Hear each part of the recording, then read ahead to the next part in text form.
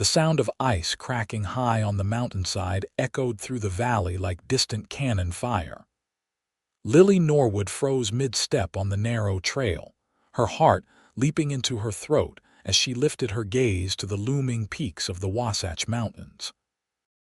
The winter of 1873 had brought heavier snowfall than St. George, Utah had seen in decades, and Lily had known the risk of traveling alone through Eagle Pass, but her father's illness had left her no choice.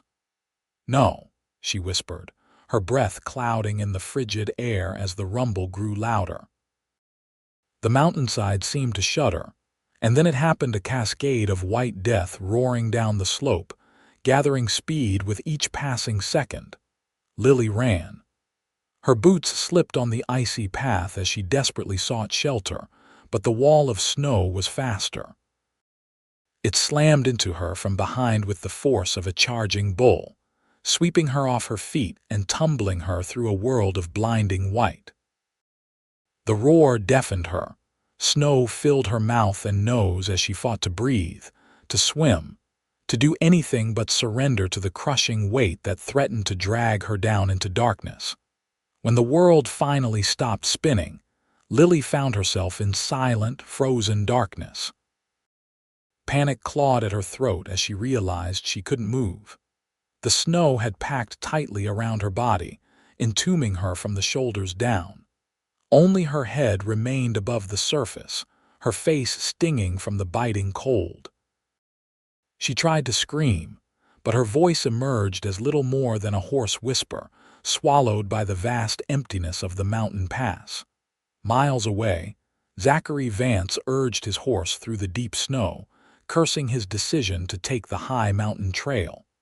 He'd been on his way to St.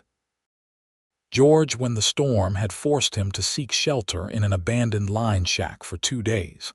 Now that the skies had cleared, he was determined to make up for lost time. His cattle business wouldn't survive another failed deal, and the buyers in St. George wouldn't wait forever. His horse, Thunderbolt, suddenly tossed his head and nickered nervously. Ears pricked forward towards something Zachary couldn't yet see. The trail ahead showed signs of recent disturbance and avalanche. His experienced eye took in the massive displacement of snow, and he felt a familiar pang of dread. He'd seen what avalanches could do, had lost good men to the unpredictable fury of sliding snow. "Easy, boy," he murmured, patting Thunderbolt's neck as they picked their way carefully along the edge of the slide path. That's when he heard a faint cry, almost lost in the whisper of wind through the pines. Zachary reined in sharply, listening. There it was again, a human voice, weak but unmistakable. "Hello," he called, standing in his stirrups to scan the expanse of white. "Anyone there? Help," the voice was female, desperate. "Please help me." Zachary spotted her then just ahead with a snow-dusted bonnet, protruding from the sea of white about 50 yards off the trail. He dismounted instantly, tying Thunderbolt to a sturdy pine before plunging into the waist-deep snow. "I'm coming," he shouted, fighting his way toward her. Each step was an exhausting battle against the heavy snow. "Hold on!" Lily felt tears freezing on her cheeks as she watched the stranger struggling toward her. Her lips had gone numb, and she could no longer feel her fingers or toes. The bitter cold had seeped through her heavy coat and woolen dress, chilling her to the bone. She had been trapped for what felt like hours, her prayers growing increasingly desperate as the sun inched across the sky. Death by freezing seemed inevitable, until this man appeared like an answer to her most fervent prayer. Zachary finally reached her side, his face flushed with exertion beneath his wide-brimmed hat. His eyes, blue as a summer sky, met hers with a reassuring steadiness. "My name's Zachary Vance," he said, already pulling off his gloves. "I'm going to get you out of here, miss." "Lily Norwood," she managed through chattering teeth. "I can't feel my legs." Zachary's expression turned grim. "That's not good." Without hesitation, He began digging with his bare hands, scooping away the compacted snow from around her shoulders. The cold bit into his fingers, but he ignored the pain. "What happened? Were you traveling alone?" "Yes," Lily answered, trying to help by wriggling what parts of her body she could still feel. "I was heading to St. George. My father's sick pneumonia. I'm a nurse. I was bringing medicine from the doctor in Cedar City." Zachary nodded, continuing to dig furiously. His fingers were rapidly turning red, then white with cold, but he didn't slow his pace. "You're lucky I came along when I did. Not many folks use this trail in winter." "God sent you," Lily whispered and meant it. After what seemed like an eternity of digging, Zachary had cleared enough snow to free her arms and torso. The lower half of her body remained stubbornly trapped. "Can you move your arms?" he asked. Lily tried, wincing at the painful tingling that shot through her limbs as circulation began to return. "A little. Good. That's good." Zachary continued digging, finally exposing her legs. When he tried to help her stand, her legs buckled beneath her. Without a word, he caught her against his chest, his strong arms supporting her weight effortlessly. "I can't," she began, embarrassed by her weakness. "It's all right," Zachary assured her, his breath warm against her cold cheek. "The blood needs to start flowing again. Let's get you to my horse and out of this cold." He lifted her as though she weighed no more than a child, cradling her against his chest as he began the difficult journey back to where Thunderbolt waited. Each step was a battle, his boots sinking deep into the treacherous snow. "My bag," Lily suddenly remembered. "The medicine for my father, it's somewhere in the snow." Zachary hesitated, looking back at the vast expanse of white. "Do you remember where you were when the avalanche hit?" Lily tried to orient herself, the pain in her thawing limbs making it hard to think clearly. "I was on the trail, near a lightning-struck pine. The medicine's in a black leather satchel." Zachary's mouth tightened. Finding a small bag in the aftermath of an avalanche was like looking for a needle in a haystack, but the determination in Lily's eyes told him how important this was. "Let me get you on my horse first," he decided. "I'll tie you securely, then look for the bag." By the time they reached Thunderbolt, Lily had regained some feeling in her legs, though each movement sent spikes of agony through her muscles. Zachary lifted her onto his saddle, then removed his heavy coat and wrapped it around her shoulders. "You need this," she protested weakly. "I'll be moving," he replied, securing her to the saddle with practiced hands. "You sit tight. I'll find your medicine." Lily watched as he waded back into the snow, methodically searching in widening circles from where he'd found her. The cold was brutal without his coat, but he didn't show any signs of discomfort, his broad shoulders set with determination as he dug through the snow with his bare hands. After nearly half an hour, when Lily had almost given up hope, Zachary straightened with a triumphant shout. In his hands was a black leather satchel, miraculously intact despite its journey in the avalanche. "Is this it?" he called, holding it up. Lily's relief was so profound she could only nod, fresh tears springing to her eyes. By the time Zachary returned to her side, his hands were nearly blue with cold, but his smile was warm enough to melt the snowcaps around them. "You're a miracle worker, Mr. Vance," she said as he checked the contents of the bag, confirming that the glass bottles inside remained unbroken. "Just Zachary, please," he replied, securing the bag to his saddle before mounting behind her. His arms came around her to take the reins, creating a protective circle that made Lily feel safer than she had in years. And no miracle, just stubborn determination. As Thunderbolt carried them down the mountain toward St. George, Lily gradually felt warmth returning to her body. The pain of circulation resuming in her extremities was excruciating, but Zachary's solid presence behind her gave her strength. "We'll make it to town before nightfall," he promised, his deep voice rumbling against her back. "There's a good doctor there who can check you over."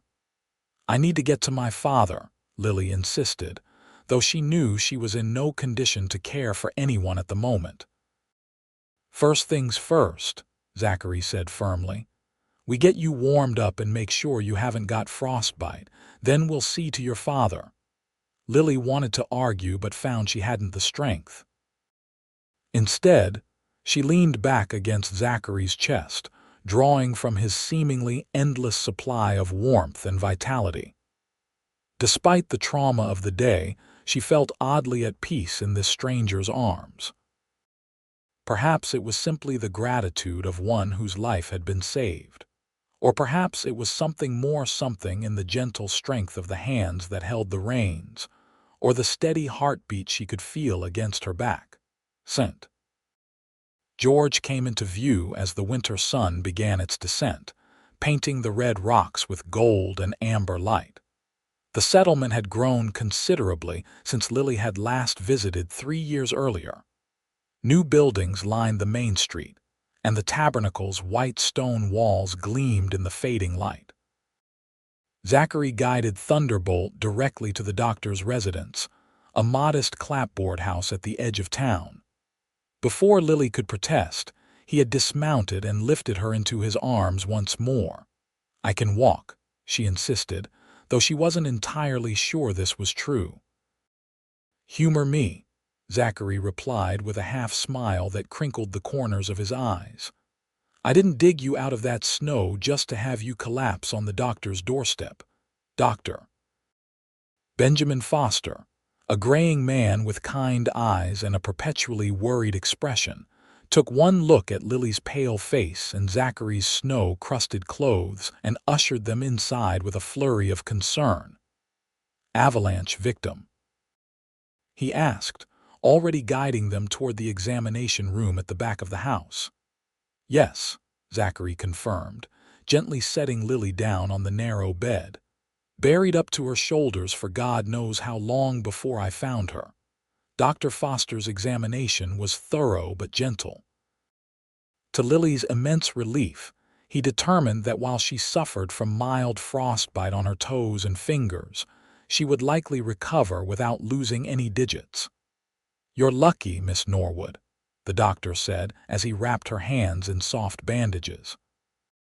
"Another hour in that snow, and we'd be having a very different conversation." "It's Mr. Vance you should be thanking," Lily said, looking up to find Zachary leaning against the doorframe, his hat in his hands. "He dug me out with his bare hands, Doctor." Foster turned to examine Zachary's hands, clicking his tongue in disapproval at the raw, reddened skin. "And nearly gave yourself frostbite in the process," he scolded, though his eyes shone with respect. While the doctor treated Zachary's hands, Lily explained about her father's illness and the medicine she'd brought from Cedar City. Dr. Foster nodded in understanding. "Jacob Norwood, out at the homestead by Red Creek, right? I was planning to ride out there tomorrow." "The man's as stubborn as they come, refusing to come into town for proper care." "That's my father," Lily agreed with a small smile. "But I need to get to him tonight. The medicine, you need rest," Dr. Foster interrupted firmly. "I'll send my assistant with the medicine. He can stay the night and monitor your father until you're well enough to travel." Lily wanted to object, but exhaustion was rapidly overtaking her. The day's events had drained her completely, and now that she was safe and warm, her body was demanding rest. "Where will she stay?" Zachary asked, flexing his newly bandaged fingers. "My wife can make up a bed here," Dr. Foster offered. "No," Lily said, surprising herself with her vehemence. "I mean, thank you, but I have a cousin in town, Martha Hewitt. Her husband owns the mercantile. I can stay with them." "Doctor." Foster looked doubtful. "Are you sure you're up for the walk? It's on the other side of town." "I'll take her," Zachary volunteered before Lily could respond. When both the doctor and Lily looked at him in surprise, he shrugged those broad shoulders. "I'm heading that way anyhow. Need to see about a room at the hotel." The walk to the Hewitt residence was slow, with Lily leaning heavily on Zachary's arm. The evening air was crisp and cold, but nothing compared to the bitter mountain chill they'd endured earlier. Lights gleamed from windows along the street, and the smell of cooking filled the air, reminding Lily how long it had been since she'd eaten. "Thank you," she said softly as they paused to let her catch her breath. "I don't know how I can ever repay you for what you did today." Zachary looked down at her, his expression serious in the gathering dusk. "No need for payment, Miss Norwood. Any decent man would have done the same." "Lily," she corrected him. "Please call me Lily. And I disagree, not every man would have searched so tirelessly for a stranger's medicine bag." A smile tugged at the corner of his mouth. "Well, Lily, let's just say I know what it's like to lose someone to illness. If that medicine can save your father, then the effort was worth every moment." The simple sincerity in his voice touched something deep inside her. Before she could respond, they arrived at her cousin's home, a tidy two-story house behind the mercantile. Martha's surprise at finding Lily on her doorstep quickly gave way to horror as the tale of the Avalanche unfolded. "My goodness!" she exclaimed, ushering them inside and calling for her husband. "You could have been killed." While Martha fussed over Lily, her husband, Thomas Hewitt, shook Zachary's hand with genuine gratitude. "We're in your debt, Mr. Vance," he said solemnly. "Lily's like a daughter to us." "Just glad I was there," Zachary replied, suddenly awkward in the face of their gratitude. He turned to Lily, who was already being wrapped in a blanket by her cousin. "I should get going. Need to find a room for the night." "Nonsense," Thomas declared. "We have a spare room above the store. It's yours for as long as you need it." Zachary hesitated, but the genuine offer combined with his own exhaustion made the decision easy. "Just for tonight, then. I appreciate it." As Martha led Lily upstairs to a warm bath and clean clothes, Lily glanced back at Zachary. Their eyes met, and something unspoken passed between them, a connection forged in snow and survival, tenuous yet undeniably real. "Will I see you tomorrow?" she asked, surprising herself with her boldness. Zachary nodded, his eyes crinkling at the corners. "Count on it." Morning brought clear skies and Lily's urgent desire to reach her father. Despite Martha's protests that she needed more rest, Lily was determined to leave as soon as possible. "Dr. Foster's assistant is with him, but I need to see for myself that father's all right," she explained as she carefully pulled on her gloves over bandaged fingers. "At least eat something first," Martha insisted, placing a plate of hot biscuits and bacon on the table. As Lily ate, a knock came at the door. Thomas answered it to find Zachary standing on the porch, hat in hand. He'd borrowed a razor from Thomas the night before, and his face was now clean-shaven, revealing a strong jawline and a small scar near his left ear. "Morning," he greeted them. "I thought you might be heading out to your father's place today, Lily. I'd like to accompany you if that's all right." Lily felt a flutter of pleasure at his offer. "That's very kind, but I wouldn't want to delay your business in town." "My business can wait a day," Zachary replied, accepting Martha's invitation to join them for breakfast. "Besides, there might still be danger from more avalanches. Better not to travel alone." Thomas nodded in agreement. "He's right, Lily. The mountains are treacherous this time of year." And so it was decided. Thomas offered them the use of his wagon and team, as Thunderbolt deserved a day's rest after his mountain ordeal. By mid-morning, Lily and Zachary were on their way to the Norwood homestead, 10 miles outside of town. The journey gave them time to learn more about each other. Zachary spoke of growing up in Texas, the son of a rancher who'd lost everything in the war. He'd spent the past 5 years building his own small cattle operation in Colorado and was in Utah to negotiate a deal that could finally put his business on solid footing. "What about you?" he asked as the wagon rolled along the frost-hardened road. "Have you always been a nurse?" Lily nodded, adjusting her bonnet against the winter sun. "My mother was a midwife. She taught me everything she knew before she passed when I was 16. I've been caring for my father and helping the community ever since." "No husband," Zachary ventured, his eyes on the road ahead. "No," Lily replied with a small smile. "Though not for lack of offers. Father says I'm too particular." "Nothing wrong with knowing your own mind," Zachary said approvingly. As they approached the Norwood homestead, Lily grew anxious.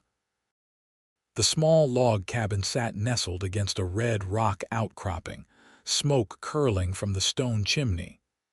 The barn and corral stood empty, a sign that her father had indeed been too ill to tend to his small herd.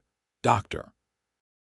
Foster's assistant, a young man named Edward, met them at the door with relief evident on his tired face. "Miss Norwood, thank goodness. Your father's fever broke this morning, but he's still very weak." Lily hurried inside, finding her father propped up on pillows in his bed by the fire. Jacob Norwood was a tall man, now gaunt from illness, his once robust frame diminished by weeks of pneumonia. His eyes lit up when he saw his daughter. "Lily," he rasped, reaching for her hand. "They told me you were caught in an avalanche. I feared the worst." "I'm fine, Father," she assured him, sitting carefully on the edge of his bed. "Thanks to Mr. Vance." Jacob's gaze shifted to Zachary, who stood respectfully in the doorway. "You saved my daughter." Zachary removed his hat, stepping into the cabin's warm interior. "Just happened to be in the right place at the right time, sir." Jacob studied him with shrewd eyes, then nodded once. "God put you there. I'm in your debt." While Lily tended to her father, Zachary made himself useful outside, chopping firewood and feeding the animals that had been neglected during Jacob's illness. Edward left shortly after their arrival, promising to inform Dr. Foster of Jacob's improvement. By evening, Lily had prepared a simple but hearty stew, and the three of them ate together around Jacob's bed. Despite his weakness, Jacob was alert enough to inquire about Zachary's business and background. "Cattle, eh?" he said thoughtfully. "I've got about 30 head myself, though they're likely scattered to the four winds by now. Haven't been able to tend them properly these past weeks." Zachary nodded in understanding. "I noticed some tracks heading up toward the south pasture. I could round them up for you tomorrow, bring them down to the home corral where they'll be easier to feed." Jacob's eyes narrowed suspiciously. "That's a full day's work at least. Why would you do that for a stranger?" Zachary met the older man's gaze steadily. "Because your daughter nearly died bringing medicine to save your life, sir. Seems the least I can do is make sure you have something to come back to once you're on your feet." A long moment passed between the two men. Finally, Jacob nodded. "Appreciate it. Tools are in the barn if you need anything." That night, Zachary slept on a pallet by the fire while Lily took her childhood bed in the small side room. Despite her exhaustion, sleep eluded her. She found herself listening to the deep, even breathing of the man who had saved her life, wondering at the twist of fate that had brought him to that mountain pass at exactly the right moment. In the days that followed, a routine developed. Lily cared for her father, whose strength returned slowly but steadily. Zachary worked from dawn to dusk, rounding up the scattered cattle, repairing fences damaged by winter storms, and keeping the woodpile stocked. Each evening, they would share a meal and conversation by the fire. Jacob watched the growing connection between his daughter and the cowboy with a mixture of caution and approval. Zachary Vance was clearly a man of his word, working tirelessly without complaint. Moreover, he treated Lily with a respect and consideration that Jacob found refreshing compared to some of the local men who had come courting in the past.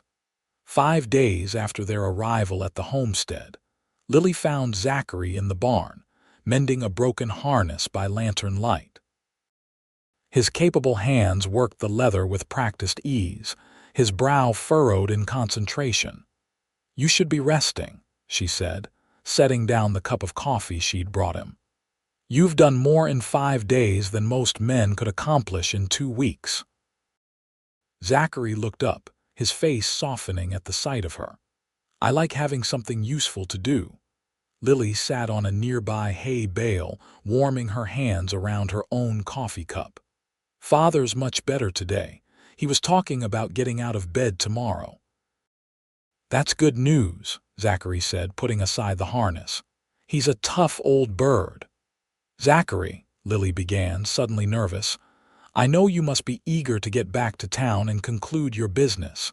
You've already delayed too long on our account." A flicker of something regret, perhaps, crossed his face.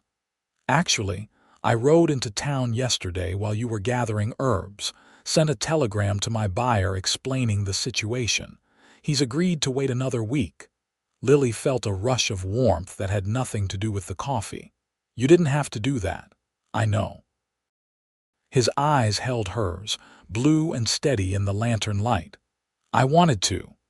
The air between them seemed to thicken with unspoken words. Lily found herself noticing details she'd been too distracted to fully appreciate before: the way his dark hair curled slightly at his collar, the fan of lines at the corners of his eyes from squinting against the sun, the strength in his hands coupled with a gentleness she'd witnessed when he helped her father. "Why?" she asked softly. Zachary set down his coffee cup and moved to sit beside her on the hay bale, close enough that their shoulders nearly touched. "Because in all my 30 years, I've never met anyone like you, Lily Norwood," he said, his voice low and sincere. "A woman who would brave a mountain pass in winter to save her father. Who treats my help not as something she's entitled to, but as a gift she's grateful for. Who makes me want to be worthy of her smile." Lily's heart pounded in her chest. No one had ever spoken to her this way, with such honest emotion. The men who had courted her in the past had talked of her beauty or her skills as a homemaker, never of her character or courage. "I don't know what to say," she admitted, her voice barely above a whisper. "You don't have to say anything," Zachary assured her. "I just wanted you to know why I'm in no hurry to leave." Their eyes met in the golden lantern light, and for a moment, Lily thought he might kiss her. Instead, he reached out and gently tucked a strand of her auburn hair behind her ear, his fingers lingering briefly against her cheek. "We should get back to the house," he said, standing and offering her his hand. "It's getting cold out here." Lily placed her hand in his, allowing him to help her to her feet. The simple touch sent warmth spreading through her, and she knew with sudden clarity that everything had changed. What had begun as gratitude toward her rescuer had blossomed into something deeper, something that both thrilled and terrified her. As they walked back to the cabin through the clear, cold night, stars blazing overhead like diamonds scattered across black velvet, Lily felt as though she stood on the edge of a precipice, about to step into unknown territory. The sensation was not unlike the moment before the avalanche, a breathless anticipation tinged with fear of what might come. But this time, she wasn't facing the unknown alone. The following week brought warmer temperatures and the first hints of spring to the valley. Jacob regained enough strength to leave his bed for short periods, sitting by the fire and offering advice as Zachary continued working around the homestead.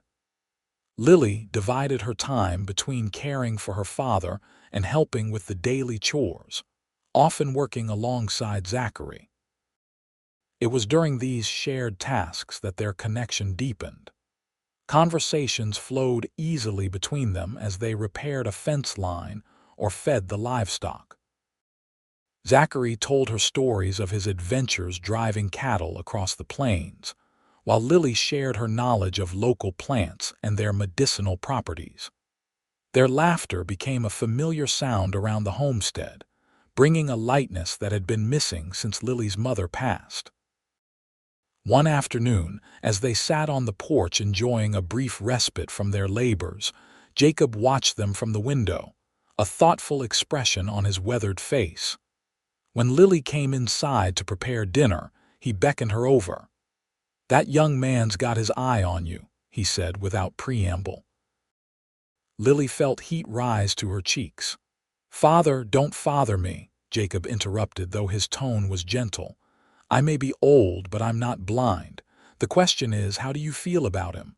Lily sank into the chair beside her father's, her hands twisting in her apron. "I hardly know him." Jacob snorted. "Sometimes a week with the right person tells you more than years with the wrong one. He's a good man, Lily, hardworking, honest, treats you with respect." "Yes," Lily agreed softly, "he is all those things. But—" Jacob prompted, knowing his daughter well enough to hear the hesitation in her voice. "But he has his own life, his ranch in Colorado, and I have responsibilities here with you." Jacob reached out to take her hand, his grip still surprisingly strong despite his illness. "Don't you use me as an excuse, daughter. I raised you to follow your heart, not to be my nursemaid." Lily's eyes filled with tears. "I don't want to leave you alone." "Who said anything about leaving?" Jacob countered. "There's plenty of land here for a man with ambition. Enough to expand beyond my modest herd." The idea had never occurred to Lily, and it sent her mind spinning with possibilities, but she quickly reined in her imagination. "Father, Zachary hasn't said anything about staying, let alone anything more permanent." Jacob's eyes twinkled with mischief. "Then maybe it's time you stopped waiting for him to make the first move. Your mother certainly didn't wait for me to get around to courting her properly." Lily laughed despite herself, remembering the family story of how her practical mother had finally grown impatient with Jacob's shyness and proposed a picnic by the creek, where she had essentially informed him that they would be getting married come spring. "I'm not mother," she protested weakly. "No," Jacob agreed, "but you have her spirit and her heart." That evening, as Zachary finished the dinner dishes, a task he had insisted on taking over despite Lily's protests, she found herself watching him with new eyes. The easy way he moved around the small kitchen, the careful attention he paid to each task, the small smile that appeared whenever he caught her looking at him. All signs pointed to a man who was content in her presence, perhaps even reluctant to leave it. When Jacob retired early, claiming fatigue but giving Lily a meaningful look as he closed his bedroom door, she found herself alone with Zachary for the first time in days. An awkward silence fell between them, charged with unspoken thoughts. "Walk with me," Zachary finally asked, gesturing toward the door. "Night's clear, and there's still some light left."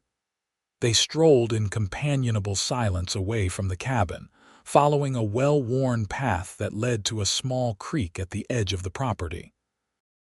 The setting sun painted the red rock formations in brilliant oranges and purples, a sight that never failed to take Lily's breath away. "I never tire of this view," she said as they reached a large boulder by the creek's edge, her favorite thinking spot since childhood. "It's something special," Zachary agreed, helping her onto the sun-warmed stone before joining her.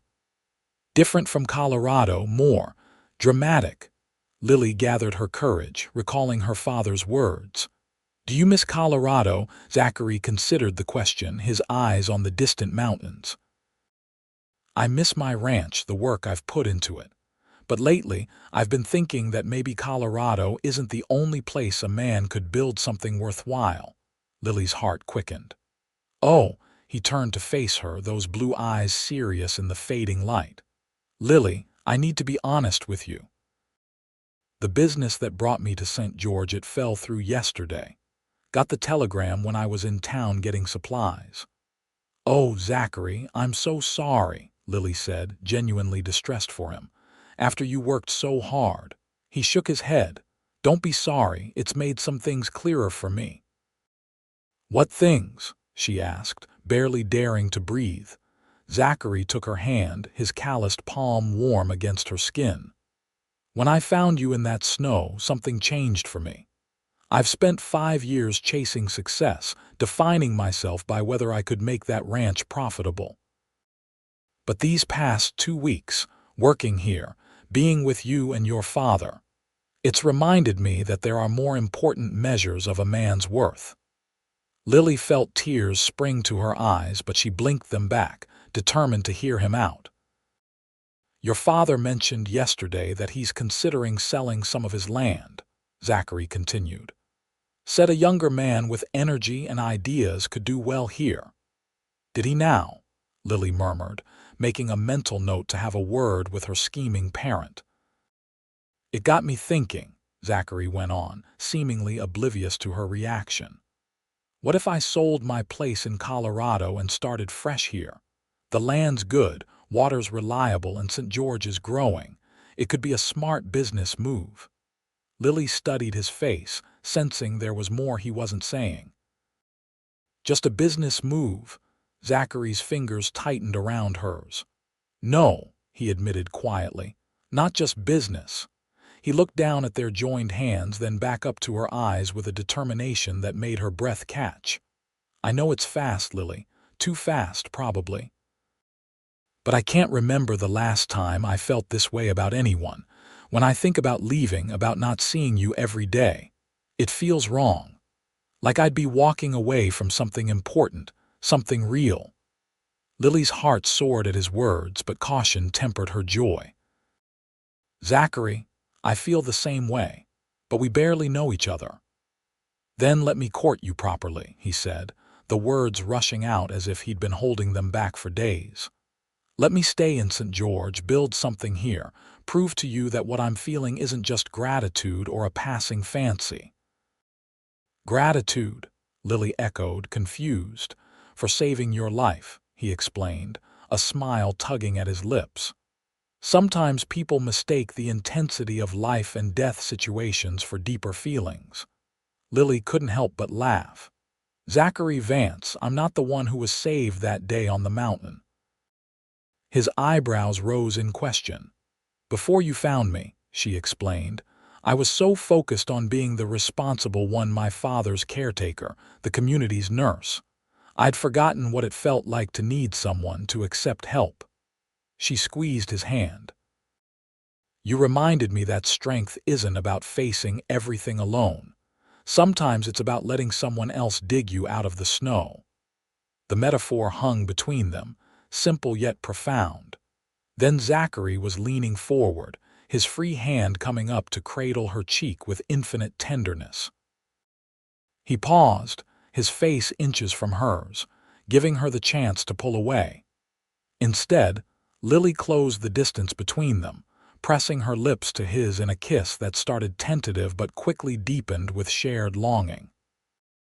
His arms encircled her, strong and secure, as the last light faded from the sky and the first stars appeared overhead. When they finally broke apart, both breathless, Zachary rested his forehead against hers. "I think your father might have some objections if we stay out here much longer," he murmured. Lily laughed softly. "On the contrary, I suspect he orchestrated this entire evening." Hand in hand, they walked back to the cabin, where a single lamp burned in the window to guide them home. As they reached the porch, Zachary paused, turning to Lily with renewed seriousness. "So, Miss Norwood, may I have your permission to court you properly?" Lily pretended to consider, tapping her finger against her chin. "Well, Mr. Vance, I suppose that would be acceptable, on one condition." "Name it," he said immediately. "That you teach me to ride better," she said with a playful smile. "If I'm going to be involved with a cattleman, I should at least be able to stay on a horse." Zachary laughed, the sound rich and warm in the night air.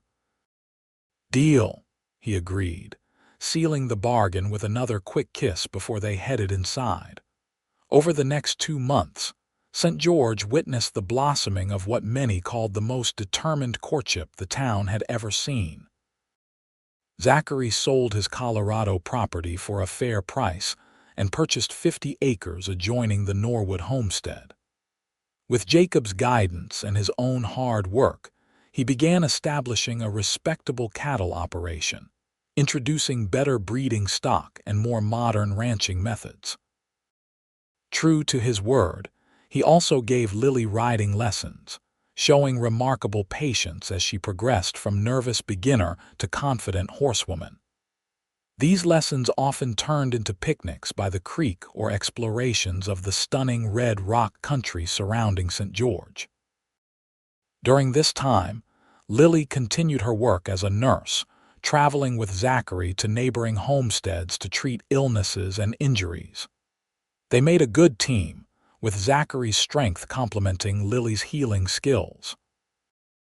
The community quickly embraced him, impressed by both his work ethic and the obvious devotion he showed to Lily and her father.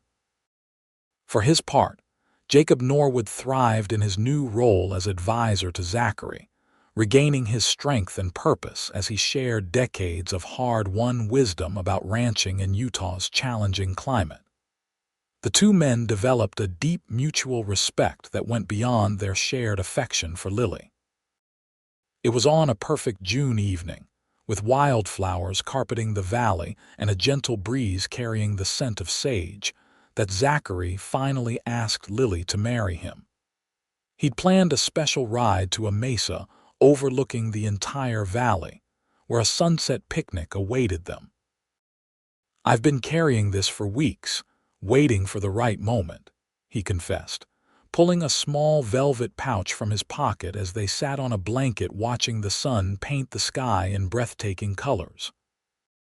From the pouch, he withdrew a delicate gold ring set with a modest diamond flanked by 2 small rubies. "It was my mother's," he explained.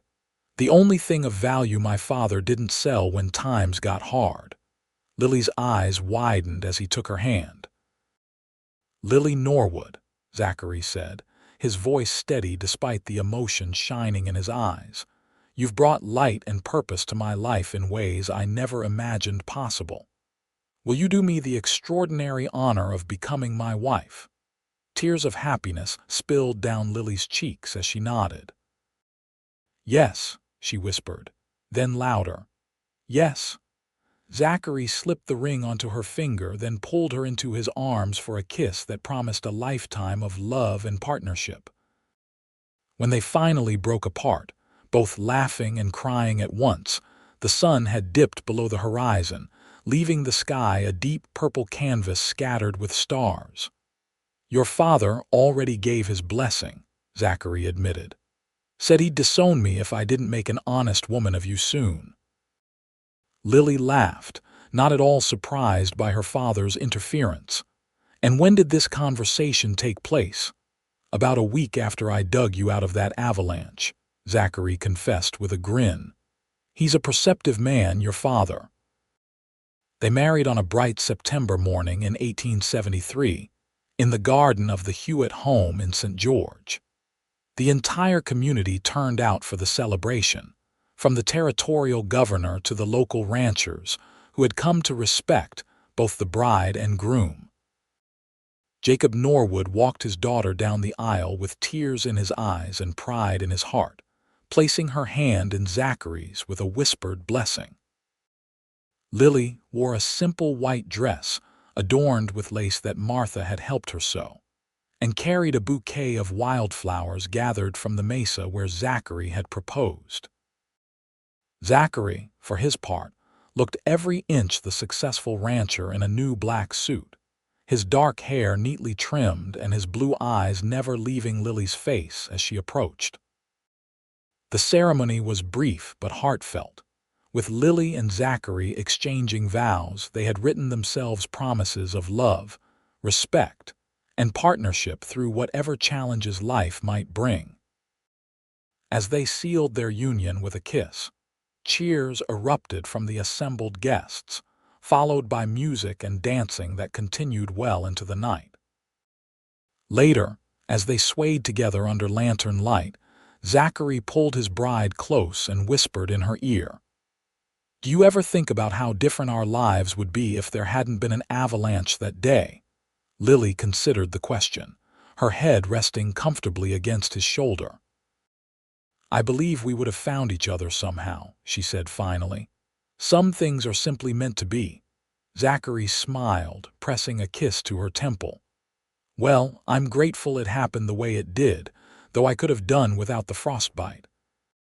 He wiggled his fingers, which had fully healed but still grew sensitive in cold weather. "Poor hands," Lily murmured, taking them in her own and pressing a kiss to each palm. "They've certainly earned their happy ending." As the celebration continued around them, Lily and Zachary slipped away to begin their new life together. They spent their wedding night in the small cabin. Zachary had built on his property a temporary home while construction continued on the larger ranch house that would eventually replace it. Simple though it was, the cabin represented everything they had built together: a foundation of mutual respect, hard work, and deep love. As Zachary carried Lily across the threshold in the time-honored tradition, they both knew that whatever challenges the future held, they would face them as they had faced the avalanche, with courage, determination, and unwavering faith in each other. The years that followed brought both joys and hardships to the Vance Ranch, as was the way of life in the still wild territory of Utah. Their first winter as a married couple tested them severely, with heavy snows and bitter cold making ranch work a daily battle. Yet they faced each challenge together, their bond strengthening through shared struggle.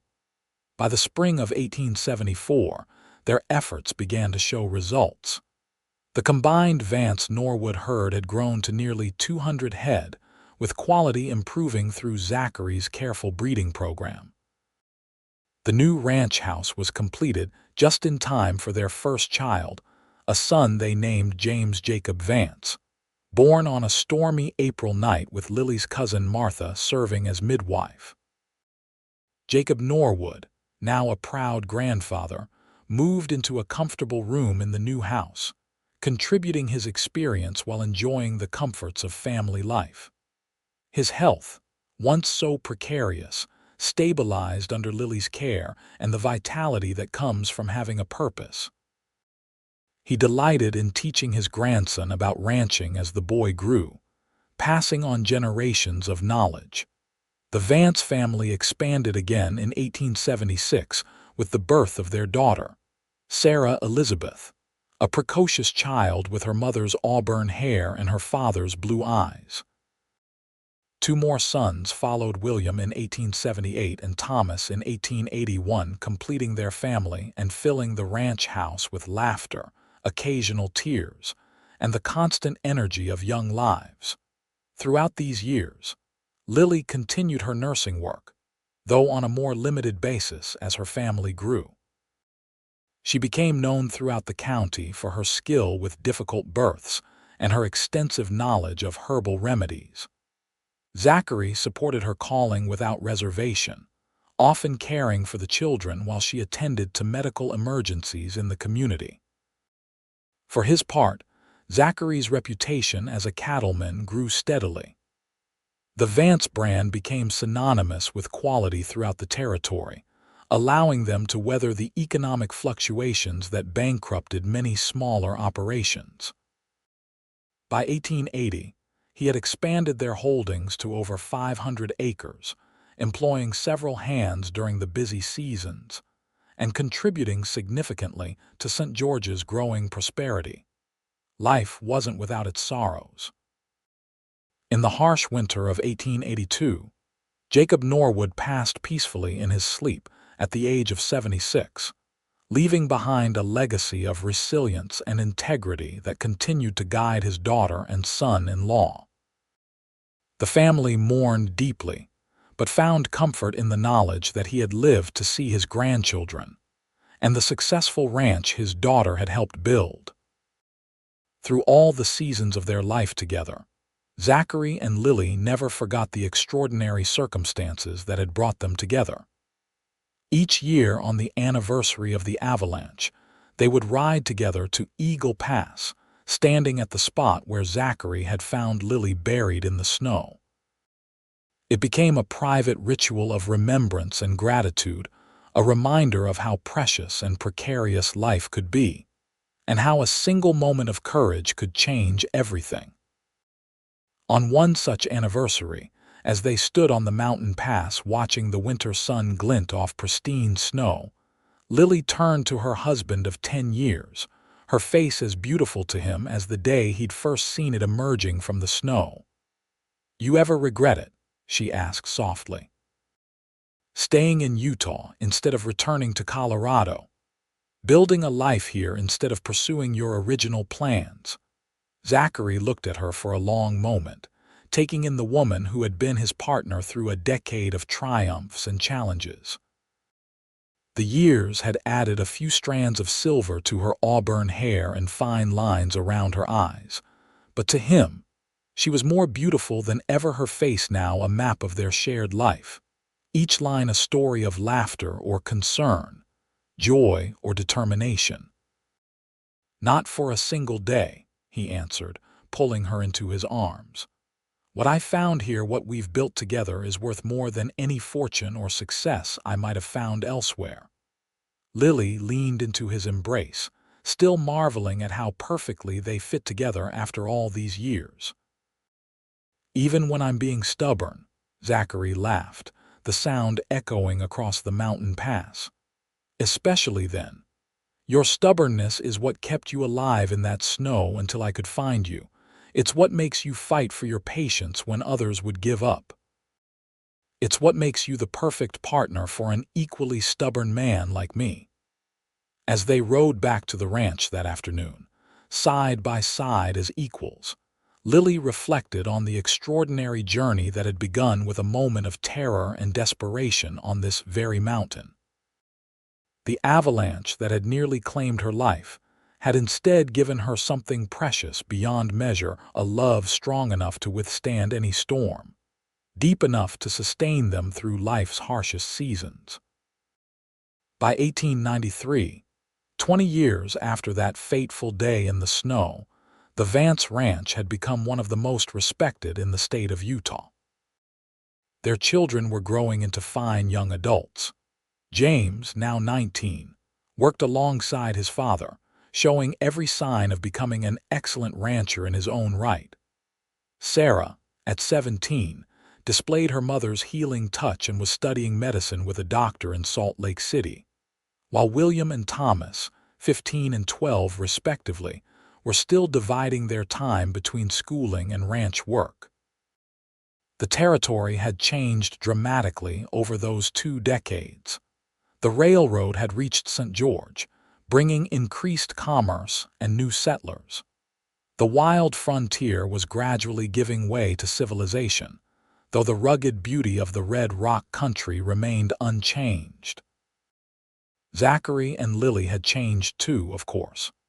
At 50, Zachary's dark hair was now liberally streaked with silver, and the lines around his eyes had deepened from years of squinting against the Utah sun. At 45, Lily's auburn hair had a few strands of gray, and her hands showed the effects of years of hard work. Yet the connection between them had only strengthened with time, their partnership deepening through shared joys and sorrows. On a crisp autumn evening in 1893, as they sat on the porch of their ranch house watching the sunset paint the distant mountains gold and crimson, Lily rested her head against Zachary's shoulder, content in the peaceful moment. "You remember what you told me the night you proposed?" she asked. "About how finding me in the snow changed everything for you." Zachary smiled, wrapping his arm around her shoulders. "I remember every word of that night. You said it reminded you there were more important measures of a man's worth than success," Lily continued. "I've been thinking about that lately, watching James struggle with whether to stay here or seek his fortune elsewhere." Zachary nodded thoughtfully.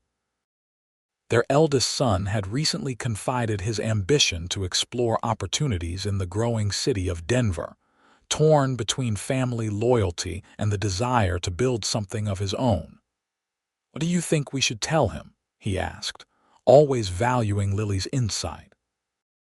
"I think," she said slowly, "we should tell him that the greatest treasure isn't in what you own or what you achieve. It's in the lives you touch, the love you share, the moments of courage and kindness that may seem small but can change everything." Zachary pressed a kiss to her temple, marveling at the wisdom of the woman he'd been blessed to share his life with. "Like digging through snow with your bare hands to save a beautiful stranger," Lily laughed softly. "Exactly like that." As the last light faded from the sky and the first stars appeared overhead, Zachary and Lily Vance remained on their porch, hands clasped together as they had been for 20 years. Behind them, the warm lights of their home glowed with welcome. Before them stretched the vast beauty of the land they had tamed together. And between them flowed the unbreakable bond forged in a moment of crisis and strengthened through a lifetime of love. The avalanche that had nearly claimed Lily's life had instead given them both a second chance, a new beginning buried in the snow, waiting to be uncovered by bare hands and brave hearts. It was a story they would continue to tell their children and grandchildren in the years to come, a testament to the unexpected ways that love could find you, even in your darkest hour, and the extraordinary power of reaching out to help another soul in need. For Zachary and Lily Vance, that snowy mountain pass would always be sacred ground, the place where destiny had buried a treasure for a determined cowboy to find, and where two lives had become inextricably intertwined through an act of courage that neither would ever forget. As night fell over the Vance ranch, stars blazing in the clear Utah sky, their story continued not just in the lives they had built together, but in the hearts they had touched, the community they had helped to shape, and the legacy of love and resilience they would one day leave behind. It was a story as timeless as the red rocks that surrounded their home, and as enduring as the love that had begun with an avalanche, bare hands, and the remarkable courage of two hearts destined to find each other against all odds.